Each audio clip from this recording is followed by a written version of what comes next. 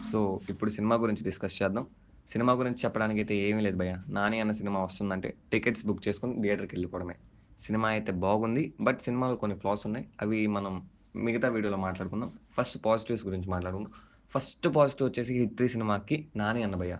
అస్సలకి what and performer! What a performer! అస్సలకి అన్న యాక్టింగ్ మాత్రం చాలా బావుండిద్ది.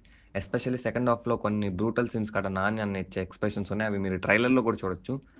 అక్కడ ఇచ్చే ఎక్స్‌ప్రెషన్స్ అసలకి one of the best actor in TFI మనం చెప్పుకోవచ్చు 'నాని' అన్నని. సినిమా మొత్తాన్ని ఆయన తన భుజాల మీద మోసుకుంటూ తీసుకెళ్లారు భయ్యా ఆయన పెర్ఫార్మన్స్ తోటి. నిజంగా పీక్ పెర్ఫార్మన్స్ ఆఫ్ 'నాని' చూస్తాం మనం థియేటర్‌లో. సెకండ్ హాఫ్‌లో అయితే మాత్రం ఖచ్చితంగా. సినిమాకి ఇంకొక బిగ్గెస్ట్ ప్లస్ పాయింట్ వచ్చేసి సినిమాటోగ్రఫీ అండ్ విజువల్స్. చాలా బాగున్నాయి భయ్యా విజువల్స్. ఎంత బాగున్నాయంటే స్క్రీన్ మీద ఇంకా అవి చాలా ప్లెజెంట్‌గా కనిపిస్తున్నాయి. జమ్మూ అండ్ కాశ్మీర్ విజువల్స్ కానివ్వండి, మిగతా ఫారెస్ట్ విజువల్స్ కానివ్వండి చాలా బాగున్నాయి. Cinematography one of the biggest highlights in the movie. తర్వాత మనం ముఖ్యంగా మాట్లాడుకోవాల్సింది యాక్షన్ సీన్స్ గురించి. చాలా బాగా కొరియోగ్రఫీ చేస్తారు. అసలు climax action episode was brutal mass. అసలు ఆ లాస్ట్ 30 మినిట్స్ సినిమా యొక్క యాక్షన్ బ్లాక్ అనేది చాలా బ్రూటల్ మాస్‌గా ఉండిద్ది. టీజర్, ట్రైలర్‌లో చూపిచ్చింది కొంచెమే. థియేటర్‌లో చాలా ఉంది భయ్యా అసలకి. చాలా బ్రూటల్‌గా ఉంది మాస్ మాత్రం. హాలీవుడ్ సినిమాలు చూసే వాళ్ళకి కూడా అనిపిస్తది. ఇంత బ్రూటల్ మాస్ మనం ఎప్పుడు చూడలేదేమో అన్న విధంగా ఉంది సినిమాలో మాత్రం వైలెన్స్ అనేది. చేతులు తెగబడుతుంటాయి, కాళ్ళు తెగబడుతూ ఉంటాయి, మధ్యలో నరికేస్తారు. అబ్బా! అసలు సినిమాలో వైలెన్స్‌కి మాత్రం కొదవే లేదు.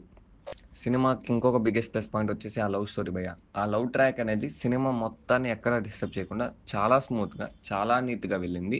అండ్ 'నాని' అండ్ 'శ్రీనిధి' గారి పేరు చాలా బావుంది. చాలా ఫ్రెష్‌గా ఉంది. అండ్ 'శ్రీనిధి' గారికి కూడా సినిమాలో చాలా ఇంపార్టెంట్ రోల్ ఉంది. ఏదో ఉన్నామా అన్నట్టు లేకుండా సినిమాలో ఆవిడకి చాలా కీ రోల్ అయితే ఉంది సినిమాలో.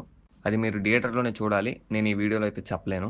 ఇలా చెప్పుకుంటూ వెళ్తుంటే వీడియో లెంత్ చాలా పెరిగిపోయిద్ది. సినిమాలో పాజిటివ్స్ చాలా బాగున్నాయి. బట్ నెగెటివ్స్ కూడా ఉన్నాయి. ఇప్పుడు మనం నెగెటివ్స్ గురించి డిస్కస్ చేద్దాం. చేద్దాం.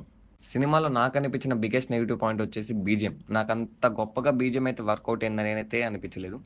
ఎస్పెషల్లీ సెకండ్ హాఫ్‌లో ఒక చోట బావుంది. అంతే తప్పించి మిగతా అదంతా చాలా ఫ్లాట్‌గా ఎళ్ళిపోయినట్టు అనిపించింది బీజీఎం అయితే. ఆ 'పోరాటమే' సాంగ్‌లోని బీజీఎమే వాడారు సినిమా మొత్తం గూడాను. 'మిక్కీ జే మేయర్' గారు ఇంకొంచెం బెటర్‌గా బీజీఎం ఇచ్చుంటే బావుండేదనిపించింది. అండ్ సాంగ్స్ గూడా ఒక సాంగే బావుంది. మిగతా 2 సాంగ్స్ నాకైతే అంత ఇదిగా ఏమి అనిపించలేదు.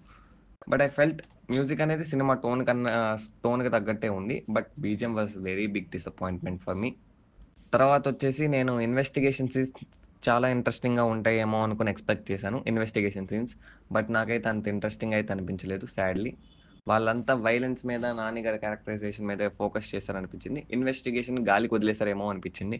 ఎందుకంటే ఇన్వెస్టిగేషన్ అంత స్లోగా సాగిద్ది భయ్యా సినిమాలో. చాలా స్లోగా ఎళ్ళిద్ది ఇన్వెస్టిగేషన్ టోన్ మాత్రం. అది కొంచెం కరెక్ట్ చేసుకొని ఉండుంటే ఇంకా బావుండేదనిపించింది సినిమా మాత్రం. అండ్ సినిమాలో గూడా నాకు మైండ్ బ్లోయింగ్ ట్విస్ట్‌లు, పోకిరి రేంజ్ ట్విస్ట్‌లు అని చెప్పుకోవడానికైతే అంత గొప్ప ట్విస్ట్‌లయితే ఏం కనిపించలేదు. అసలు సినిమా మొత్తంలో ట్విస్ట్‌లు కూడా ఉండవు.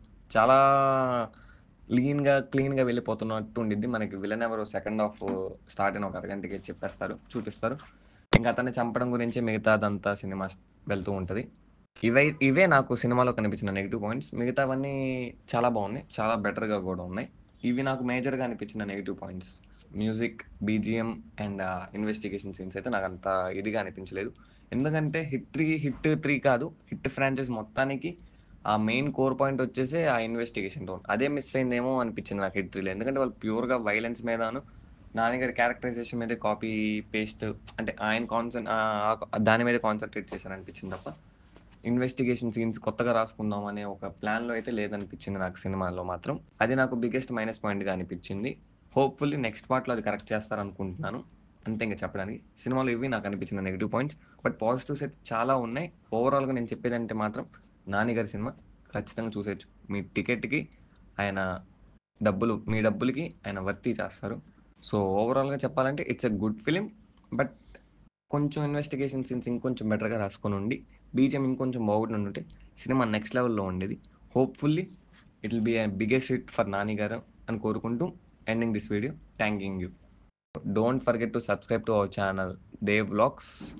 ఈవినింగ్ లోపు రెట్రో రివ్యూ కూడా రాబోతుంది. ఆ వీడియో కూడా మిస్ అవ్వకూడదంటే ఖచ్చితంగా మన ఛానెల్‌ని సబ్స్క్రైబ్ చేసుకొని నోటిఫికేషన్ ఆన్‌లో పెట్టుకోండి. అప్పుడే మీకు మన వీడియో నోటిఫికేషన్స్ వస్తాయి. Thank you. Love you all. Bye.